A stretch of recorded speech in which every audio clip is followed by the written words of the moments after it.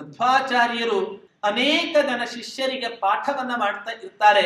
ಪಾಠ ಮಾಡ್ತಾ ಇದ್ದಾಗ ಇಷ್ಟೆಲ್ಲಾ ಗ್ರಂಥಗಳನ್ನ ನೀವು ರಚನೆ ಮಾಡ್ತಾ ಇದ್ದೀರಾ, ಅದು ನಿಮ್ಮ ಈ ಎಲ್ಲ ಗ್ರಂಥಗಳಿಗೆ ವ್ಯಾಖ್ಯಾನವನ್ನ ಯಾರು ಬರೀತಾರೆ ಅಂತ ಕೇಳಿದಾಗ ಮಧ್ವಾಚಾರ್ಯರು ಹೇಳ್ತಾರೆ, ಆ ಗೃಹಸ್ಥ ಶಿಷ್ಯರು ವೈದಿಕ ಶಿಷ್ಯರು ಪಾಠವನ್ನು ಹೇಗೆ ಕೇಳ್ತಾ ಇದ್ದಾರೋ ಅದರಂತೆ ಒಂದು ಎತ್ತೂ ಕೂಡ ವೃಷಭವೂ ಕೂಡ ಪಾಠವನ್ನು ಕೇಳ್ತಾ ಇತ್ತು. ಈ ಮೂಕ ಪ್ರಾಣಿಯೇ ನಾನು ಬರೆದ ಸಕಲ ಗ್ರಂಥಗಳಿಗೆ ವ್ಯಾಖ್ಯಾನವನ್ನು ಬರೆಯುತ್ತೆ ಅನ್ಕೋತಾರಂತೆ ಶಿಷ್ಯರು. ಏನೋ ಆಚಾರ್ಯ ಸ್ವಲ್ಪ ತಲೆಗಿಲೆ ಕೆಟ್ಟಿರಬೇಕು. ಆಗ ಮೂಕ ಪ್ರಾಣಿಯಾಗಿ ಮಧ್ವರ ಮೂಲಕ ಯಾವ ಗ್ರಂಥಗಳನ್ನ ಶ್ರವಣ ಮಾಡಿದ್ದರೋ ಅದೇ ಗ್ರಂಥಗಳಿಗೆ ವ್ಯಾಖ್ಯಾನದ ರೂಪದಲ್ಲಿ ಅನೇಕ ಟೀಕೆಗಳನ್ನ ಬರೆದಂತ ಮಹನೀಯರೇ ಇವತ್ತಿನ ದಿನ ನಮ್ಮ ಮಾಧ್ವ ಪರಂಪರೆಯಲ್ಲಿ ಬಂದಂತ ಜಯತೀರ್ಥ ವರ್ಯರು.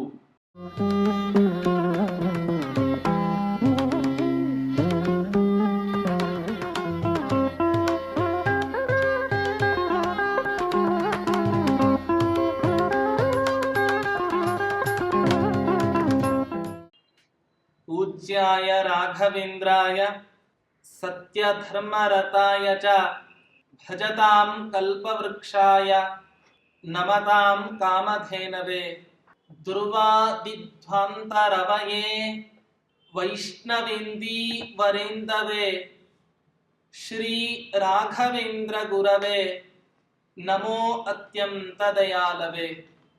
श्री गुरुभ्यो नमः. हरि ओಂ. ಜಗತ್ತಿನಲ್ಲಿ ಎಲ್ಲಿ ಲಕ್ಷ್ಮೀ ದೇವಿ ಕುಣಿದಾಡ್ತಾ ಇರ್ತಾಳೋ ಅಲ್ಲಿ ಸರಸ್ವತಿ ದೇವಿಯ ಸನ್ನಿಧಾನ ಇರೋದೇ ಇಲ್ಲ. ಎಲ್ಲಿ ಸರಸ್ವತಿ ದೇವಿ ಇರ್ತಾಳೋ ಅಲ್ಲಿ ಲಕ್ಷ್ಮೀ ದೇವಿಯ ಸನ್ನಿಧಾನ ಇರೋದಿಲ್ಲ. ಇಬ್ಬರಿಗೂ ಕೂಡ ಸವತಿ ಮಾತ್ಸರ್ಯ ಅಂತ ನಾವು ವ್ಯವಹಾರವನ್ನು ಮಾಡ್ತೇವೆ. ಆದರೆ ಲಕ್ಷ್ಮೀ ದೇವಿ ಇದ್ದಲ್ಲಿ ವಿದ್ಯಾಭಿಮಾನಿಯಾದ ಸರಸ್ವತಿ ದೇವಿ ಇರ್ತಾಳೋ ಬಿಡ್ತಾಳೋ ಗೊತ್ತಿಲ್ಲ. ಆದ್ರೆ ಸರಸ್ವತಿ ದೇವಿ ಇದ್ದಲ್ಲಿ ಮಾತ್ರ ಲಕ್ಷ್ಮೀ ದೇವಿ ತಾನಾಗಿಯೇ ಹುಡುಕಿಕೊಂಡು ಬರ್ತಾಳಂತ ಆ ಪುರುಷ. ಅಷ್ಟು ಮಹತ್ವ ಈ ಪ್ರಪಂಚದಲ್ಲಿ ವಿದ್ಯೆ ಎಂಬ ಆ ಸ್ಥಾನಕ್ಕೆ, ಆ ವಿದ್ಯಾ ಎಂಬ ಶಬ್ದಕ್ಕೆ ಅಷ್ಟು ಗೌರವ ಇದೆ. ವಿದ್ಯಾದಾನಮತಃ ಪರಂ ಅನ್ನದಾನಂ ಪರಂ ದಾನಂ ವಿದ್ಯಾದಾನಮತಃ ಪರಂ ಅನ್ನೇನ ಕ್ಷಣಿಕಾ ತೃಪ್ತಿ ಯಾವತ್ ಜೀವಂಚ ವಿದ್ಯೆಯ. ವಿದ್ಯೆ ಇತ್ತು ಅಂತ ಹೇಳಿದರೆ ಇಡೀ ಪ್ರಪಂಚವನ್ನೇ ಗೆಲ್ಲತಕ್ಕಂತಹ ಒಂದು ಅದ್ಭುತವಾದ ಸಾಮರ್ಥ್ಯ ಸಿಗತ್ತೆ. ಆದ್ದರಿಂದ ವಿದ್ಯೆ ಇದ್ದಲ್ಲಿ ಲಕ್ಷ್ಮೀ ದೇವಿ ಇದ್ದೇ ಇರ್ತಾಳೆ. ಹೀಗೆ ಆ ವೆಂಕಟನಾಥರನ್ನ ಕುರಿತು ಆನಂದ ತೀರ್ಥರಿಗೆ ಅತ್ಯಂತ ಪ್ರೀತಿ ಪಾತ್ರಳಾದ ವಿದ್ಯಾ ಲಕ್ಷ್ಮಿ ಅವಳೇ ನಾನಾಗಿದ್ದೇನೆ, ನನ್ನನ್ನು ನೀನು ತಿಳಿ ಅಂತ ಈ ರೀತಿಯಾಗಿ ಅವರು ಆ ಲಕ್ಷ್ಮಿ ಆ ಸರಸ್ವತಿ ದೇವಿ ವೆಂಕಟನಾಥರನ್ನ ಕುರಿತು ಮಾತನಾಡ್ತಾ ಇದ್ದಾಳೆ.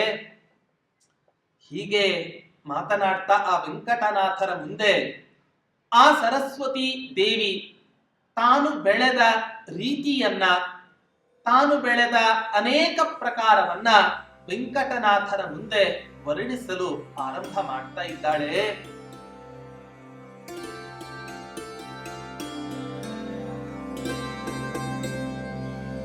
ಬಾಲಾ ಮೇನಾ ಮೇಧಯಾಮಾಸ ಮಧ್ವೋ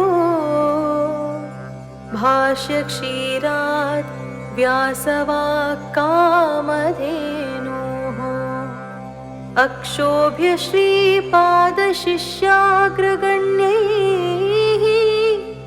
ಪ್ರೌಢೋತ್ತಂಸೈಃ ಪ್ರಾಪಿತಂ ಯೌವನಂ ಮೇ.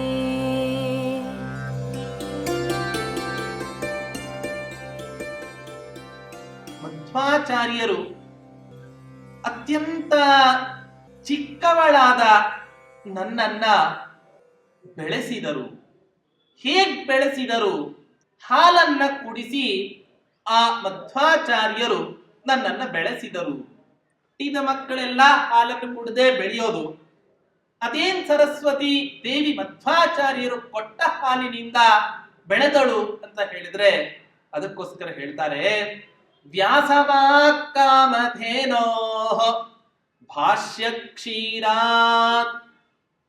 ವ್ಯಾಸರು ಈ ಭೂಮಿಯಲ್ಲಿ ಅವತಾರವನ್ನ ಮಾಡಬೇಕಾದರೆ ಎಲ್ಲ ತತ್ವಜ್ಞಾನವೂ ಕೂಡ ನಾಶ ಆಗಿ ಹೋಗಿತ್ತು. ಜ್ಞಾನೇ ತ್ವಜ್ಞಾನತಾಂಗತೆ. ಅಂಥ ಸಂದರ್ಭದಲ್ಲಿ ವ್ಯಾಸ ಮಹರ್ಷಿಗಳು ಅವತಾರ ಎತ್ತಿ ಅಪೌರುಷೇಯವಾದ ವೇದಗಳನ್ನ ವಿಭಾಗ ಮಾಡಿ ತಮಗೆ ಇದ್ದ ವೇದವ್ಯಾಸ ಅನ್ನೋ ಹೆಸರನ್ನ ಸಾರ್ಥಕಪಡಿಸಿಕೊಂಡವರು ಈ ವೇದವ್ಯಾಸ ದೇವರು. ಅಂಥ ವ್ಯಾಸರು ಕೇವಲ ವೇದ ವಿಭಾಗ ಮಾಡಿಬಿಟ್ಟರೆ ಸಾಕೆ? ಯಾಕೆ? ವೇದ ಮೊದಲೇ ಅಪೌರುಷೇ. ಆದ್ದರಿಂದ ಅಂಥ ವೇದಗಳಿಗೆ ಮುಂದೆ ಬರುವಂಥ ಸಮಾಜ ಅನೇಕ ರೀತಿಯಾದ ಅಪಾರ್ಥಗಳನ್ನ ಕಲ್ಪನೆ ಮಾಡುತ್ತೆ. ಅದಕ್ಕೋಸ್ಕರವೇ ವೇದಾರ್ಥ ನಿರ್ಣಾಯಕವಾದ ಪರವಿದ್ಯೆ ಅನ್ನೋ ಹೆಸರಿನಿಂದ ಪ್ರಸಿದ್ಧಿಯನ್ನ ಪಡೆದುಕೊಂಡ ಯಾವ ಬ್ರಹ್ಮಸೂತ್ರಗಳು ಇದ್ದಾವೆ, 564 ಬ್ರಹ್ಮಸೂತ್ರಗಳನ್ನ ಆ ವೇದವ್ಯಾಸ ದೇವರು ರಚನೆ ಮಾಡಿಕೊಟ್ಟಿದ್ದಾರೆ. ಅಂಥ ಆ ವೇದವ್ಯಾಸ ದೇವರ ಬ್ರಹ್ಮಸೂತ್ರ ಎಂಬ ಕಾಮಧೇನುವಿನ ಭಾಷ್ಯ ಕ್ಷೀರ ಏನ್ ಮಾಡಿದ್ರು ಮಧ್ವಾಚಾರ್ಯರು? ಅದಕ್ಕೆ ಬ್ರಹ್ಮಸೂತ್ರ ಭಾಷ್ಯ ಅನ್ನೋ ವ್ಯಾಖ್ಯಾನವನ್ನ ಬರೀತಾರಂತೆ ಮಧ್ವಾಚಾರ್ಯರು. ಮಧ್ವಾಚಾರ್ಯರು ಇತರ ಗ್ರಂಥಗಳಿಗೆ ಒಂದೊಂದು ವ್ಯಾಖ್ಯಾನ ಗ್ರಂಥವನ್ನ ರಚನೆ ಮಾಡಿ ಕೊಟ್ಟರೆ, ವ್ಯಾಸರು ರಚನೆ ಮಾಡಿದ ಯಾವ ವೇದಾರ್ಥ ನಿರ್ಣಾಯಕವಾದ ಬ್ರಹ್ಮಸೂತ್ರಗಳು ಇದ್ದಾವೆ, ಆ ಬ್ರಹ್ಮಸೂತ್ರ ಗ್ರಂಥಕ್ಕೆ 4 ಗ್ರಂಥಗಳನ್ನ ವ್ಯಾಖ್ಯಾನ ರೂಪದಲ್ಲಿ ಇವತ್ತಿನ ದಿನ ನಮಗೆ ಕೊಟ್ಟಿದ್ದಾರೆ. ಒಂದು ಅನುವ್ಯಾಖ್ಯಾನ, 2000 ಬೃಹತ್ ಶ್ಲೋಕಾತ್ಮಕವಾದ ಗ್ರಂಥ ಅನುವ್ಯಾಖ್ಯಾನ. ಟೀಕಾಕೃತ್ಪಾದರು ಹೇಳ್ತಾರೆ, ಮಧ್ವಾಚಾರ್ಯರು ರಚನೆ ಮಾಡಿದ ಯಾವ ಅನುವ್ಯಾಖ್ಯಾನ ಎಂಬ ಗ್ರಂಥ ಇದೆ, ಅನುವ್ಯಾಖ್ಯಾನ ನಲಿನೇ ಚಂಚರಿ ಕತಿಮೆ ಮನಃ. ನನ್ನ ಮನಸ್ಸು ಅಲ್ಲೇ ಸಂಚಾರವನ್ನ ಮಾಡ್ತಾ ಇರುತ್ತೆ ದುಂಬಿಯಂತೆ ಅಂತ. ಈ ರೀತಿಯಾಗಿ ಅನುವ್ಯಾಖ್ಯಾನ ಗ್ರಂಥದ ಮಹತ್ವವನ್ನ ಸಾರಿ ಹಾಡಿ ಹೊಗಳಿದಂಥ ಮಹನೀಯರು ಟೀಕಾಕೃತ್ಪಾದರು. ಅಷ್ಟೇ ಅಲ್ಲ, ಬ್ರಹ್ಮಸೂತ್ರ ಭಾಷ್ಯ ಎಂಬ ಗ್ರಂಥವನ್ನ ರಚನೆ ಮಾಡಿದ್ದಾರೆ, ಅಣುಭಾಷ್ಯ ಎಂಬ ಗ್ರಂಥವನ್ನ ರಚನೆ ಮಾಡಿದ್ದಾರೆ. ಹೀಗೆ ಆ ಬ್ರಹ್ಮಸೂತ್ರಗಳಿಗೆ ಅನೇಕ ವಿಧವಾದಂತಹ ವ್ಯಾಖ್ಯಾನವನ್ನ ರಚನೆ ಮಾಡಿ ಆ ಮಧ್ವಾಚಾರ್ಯರು ನನಗೆ ಹಾಲನ್ನ ಉಣಬಡಿಸಿ, ಹಾಲು ಅಂದರೆ ತಾಯಿಯ ಎದೆಯ ಹಾಲೋ ಅಥವಾ ಯಾವುದೋ ಡೇರಿಯಲ್ಲಿ ಸಿಗತಕ್ಕಂತ ಪುಡಿ ಹಾಲೋ ಹಸುವಿನ ಹಾಲನ್ನೋ ಕುಡಿಸಿ ಬೆಳೆಸಿದವರಲ್ಲ ಮಧ್ವರು. ಹೊರತು ಇಂಥ ಅನೇಕ ಗ್ರಂಥಗಳನ್ನ ರಚನೆ ಮಾಡಿ ನನ್ನನ್ನ ಆ ಮಧ್ವಾಚಾರ್ಯರು ಬೆಳೆಸಿದ್ದಾರೆ. ಅಷ್ಟೇ ಅಲ್ಲ, ನಂತರದ ದಿನಮಾನದಲ್ಲಿ ಅಕ್ಷೋಭ್ಯ ಶ್ರೀ ಪಾದ ಶಿಷ್ಯಾಗ್ರಗಣ್ಯೈ ಮಧ್ವಾಚಾರ್ಯರಿಗೆ 4 ಜನ ಶಿಷ್ಯರಾಗಿದ್ದರು.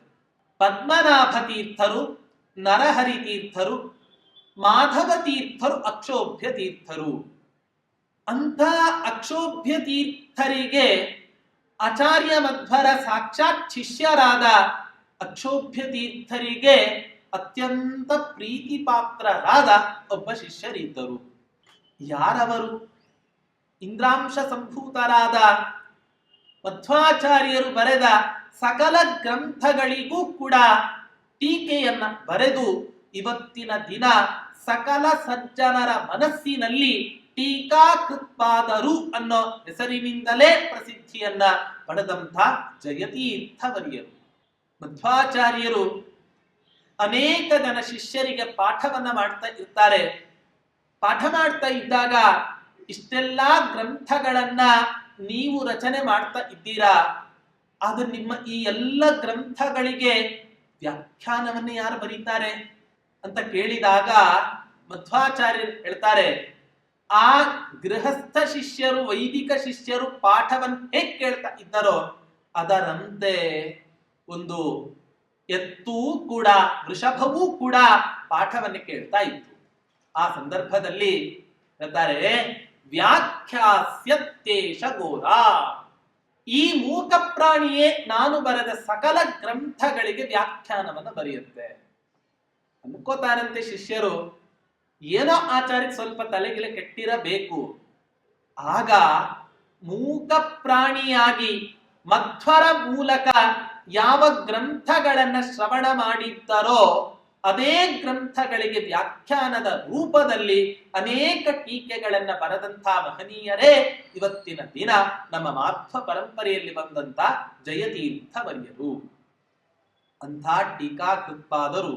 ಅಂತಹ ಎತ್ತೆ ಮುಂದೆ ದೊಂಠೋಪಂಥನಾಗಿ ಜನ್ಮವನ್ನ ತಾಳಿ ಅಕ್ಷೋಭ್ಯ ತೀರ್ಥರ ಹತ್ತಿರ ಶಿಷ್ಯತ್ವವನ್ನ ವಹಿಸಿ ಕಿಂಪಶು ಪೂರ್ವದೇಹೇ ಅಂತ ಕೇಳಿದಾಗ ಪೂರ್ವ ಜನ್ಮದ ಸಂಸ್ಕಾರದ ಬಲದಿಂದ ಸಂಸಾರವನ್ನ ಪರಿತ್ಯಾಗ ಮಾಡಿ ಆ ಮಧ್ವಾಚಾರ್ಯರ ಗ್ರಂಥಗಳಿಗೆ ವ್ಯಾಖ್ಯಾನವನ್ನು ಬರೀತಕ್ಕಂಥ ದೊಡ್ಡ ಧೀಮಂತ ಸನ್ಯಾಸಿಗಳು ಆ ಟೀಕಾಕೃತ್ಪಾದರಾದರು.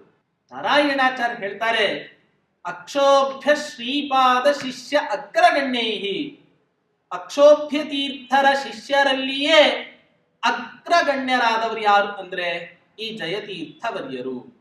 ಅಂಥ ಜಯತೀರ್ಥರು ನನಗೆ ಇವತ್ತಿನ ದಿನ ಯೌವನವನ್ನ ಕೊಟ್ಟಿದ್ದಾರೆ. ತಾರುಣ್ಯ ನನಗೆ ಬರಲಿಕ್ಕೆ ವಿದ್ಯಾ ಸರಸ್ವತಿ ವಿದ್ಯಾಲಕ್ಷ್ಮಿಗೆ ತಾರುಣ್ಯ ಬರಲಿಕ್ಕೆ ಕಾರಣ, ಮುಖ್ಯ ಕಾರಣ ಯಾರು ಅಂದ್ರೆ ಟೀಕಾಕೃತ್ಪಾದರು. ಹೀಗೆ ವ್ಯಾಸರು ಕನ್ಯಾವಸ್ಥೆಯನ್ನು ಕೊಟ್ಟರೆ ಮಧ್ವಾಚಾರ್ಯರು ಹಾಲನ್ನ ಕುಡಿಸಿ ಬೆಳೆಸುವಂಥವರಾದರು. ಟೀಕಾಕೃತ್ಪಾದರು ನನಗೆ ಯೌವನವನ್ನ ತಂದು ಕೊಟ್ಟಿದ್ದಾರೆ. ಅಂಥ ಮಹಾನುಭಾವರು ಆ ಟೀಕಾಕೃತ್ಪಾದರು ಅಂತ ವರ್ಣನೆಯನ್ನ ಮಾಡ್ತಾ ಮುಂದೆ ಹೇಳ್ತಾರೆ, ಈ ಪರಂಪರೆಯಲ್ಲಿ ಬಂದಂತಹ ವ್ಯಾಸತೀರ್ಥರು, ಆ ವ್ಯಾಸತೀರ್ಥರ ಮೂಲಕ ಆದ ಉಪಕಾರ ನನಗೆ ಹಾಗೆ ಜಗತ್ತಿಗೆ ಎಷ್ಟು ಅಂತ ಕೇಳಿದರೆ ಅದಕ್ಕೋಸ್ಕರ ಹೇಳ್ತಾ ಇದ್ದಾರೆ,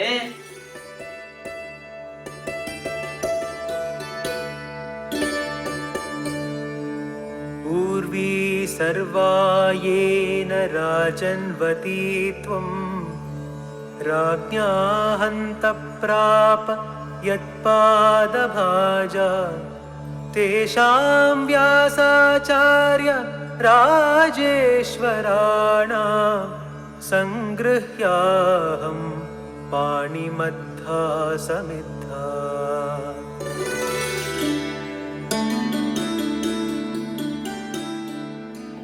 ಹೇಳ್ತಾರೆ, ಉರ್ವೀ ಸರ್ವಾ ಯೇನ ರಾಜನ್ವತೀ ತ್ವಂ. ಯೇನ ಸರ್ವಾ ಉರ್ವೀ ರಾಜನ್ವತೀ ತ್ವಂ. ಹಿಂದೆ ಆನೆಗೊಂದಿ, ವಿಜಯನಗರ ಈ ಎಲ್ಲ ಸಾಮ್ರಾಜ್ಯವನ್ನು ಕೂಡ ವ್ಯಾಸತೀರ್ಥರ ಕಾಲದಲ್ಲಿ ಕೃಷ್ಣದೇವರಾಯ ಅನ್ನುವಂತಹ ಮಹಾನುಭಾವ ಆಳ್ತಾ ಇದ್ದ. ಕೃಷ್ಣದೇವರಾಯ ಕಾಲನ ವೈಭವವನ್ನ ನಾವು ಕೇಳ್ತಾ ಹೇಳ್ತಾ ಕೂತರೆ ಸಾಧ್ಯವೇ ಇಲ್ಲ. ಆಗಿನ ಕಾಲದ ಅವನ ಆಳ್ವಿಕೆಯಲ್ಲಿ ದಾರಿಯಲ್ಲಿ ಎಲ್ಲ ಜನರು ಕೂಡ ರತ್ನ, ಹವಳ, ಬಂಗಾರ, ಬೆಳ್ಳಿ ಇವುಗಳನ್ನೆಲ್ಲ ಮಾರ್ತಾ ಕೂಡ್ತಿದ್ರಂತೆ ಅವನ ಆ ಕಾಲದಲ್ಲಿ. ಎಂಥ ವೈಭವದಿಂದ ಕೃಷ್ಣದೇವರಾಯ ತನ್ನ ವಿಜಯನಗರ ಸಾಮ್ರಾಜ್ಯವನ್ನ ಬೆಳೆಸಿದ್ದ. ಆಶ್ಚರ್ಯ ಆಗತ್ತೆ. ಒಂದು ಮಾತು ಹೇಳ್ತಾರೆ ಮಧ್ವಾಚಾರ್ಯರು, ರಾಜಾವಾ ಕಾರಣಂ ರಾಜ್ಞಃ, ರಾಜಾ ಕಾಲಸ್ಯ ಕಾರಣಂ, ಕಾಲೋ ವಾ ಕಾರಣಂ ರಾಜ್ಞಃ, ರಾಜಾ ಕಾಲಸ್ಯ ಕಾರಣಂ ಇತಿ ತೇ ಸಂಶಯೋ ಮಾಭೂತ್ ರಾಜಾ ಕಾಲಸ್ಯ ಕಾರಣಂ. ಮಧ್ವಾಚಾರ್ಯರು ತಮ್ಮ ತಾತ್ಪರ್ಯ ನಿರ್ಣಯ ಗ್ರಂಥದಲ್ಲಿ ಒಂದು ಮಾತನ್ನ ಹೇಳ್ತಾರೆ, ರಾಜನು ಕಾಲಕ್ಕೆ ಕಾರಣನೋ ಅಥವಾ ಕಾಲವು ರಾಜನಿಗೆ ಕಾರಣವೋ ಅಂತ ಕೇಳಿದಾಗ ಯುಧಿಷ್ಠಿರನನ್ನು ಕುರಿತು ಹೇಳ್ತಾನೆ, ಇತಿತೇ ಸಂಶಯೋ ಮಾಭೂ, ಈ ವಿಷಯದಲ್ಲಿ ಸಂದೇಹವನ್ನು ಪಡಲಿಕ್ಕೆ ಹೋಗಬೇಡ, ರಾಜ ಕಾಲಸ್ಯ ಕಾರಣಂ, ಕಾಲವು ರಾಜನಿಗೆ ಕಾರಣ ಅಲ್ಲ, ಹೊರತು ರಾಜನೇ ಕಾಲಕ್ಕೆ ಕಾರಣನಾಗ್ತಾನೆ.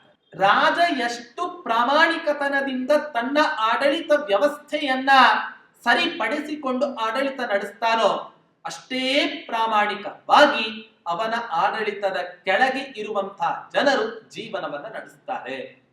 ಹೀಗೆ ಅವನ ಆ ಆಡಳಿತದ ಒಂದು ಕಾರಣದಿಂದಲೇ ರಾಜನಿಗೆ ರಾಜ ಅನ್ನೋ ಪದ ಸಾರ್ಥಕ ಆಗಿತ್ತು ಆ ಕಾಲದಲ್ಲಿ. ಉರ್ವೀ ಸರ್ವಾ ಏನ ರಾಜನ್ವತೀತ್ವಂ ರಾಜ್ಞಾ ಹಂತ ಪ್ರಾಪಯತ್ ಪಾದ ಭಾಜಾ. ಇಂಥ ಒಂದು ಅದ್ಭುತವಾದ ಸಾಮರ್ಥ್ಯ ಆ ಕೃಷ್ಣದೇವರಾಯನಿಗೆ ಬರಲಿಕ್ಕೆ ಕಾರಣ ಏನು? ಕುಹುಯೋಗ ಅವನ ಸಿಂಹಾಸನವೇ ಅಲಗಾಡುವಂತಹ ಸಮಯ, ಅವನ ಪ್ರಾಣಕ್ಕೆ ಸಂಚಕಾರ. ಅಂಥ ಸಂಚಕಾರದ ಸಮಯದಲ್ಲಿಯೂ ಕೂಡ ಗುರುಗಳಾದ ವ್ಯಾಸತೀರ್ಥರು ಕೃಷ್ಣದೇವರಾಯನಿಗೆ ಬಂದ ಯಾವ ಆ ಅನಿಷ್ಟ ಯೋಗ ಇದೆ, ಆ ಅನಿಷ್ಟ ಯೋಗವನ್ನು ಪರಿಹಾರ ಮಾಡಿ ಕೊಟ್ಟಂಥ ಮಹನೀಯರೇ ಈ ವ್ಯಾಸತೀರ್ಥರು.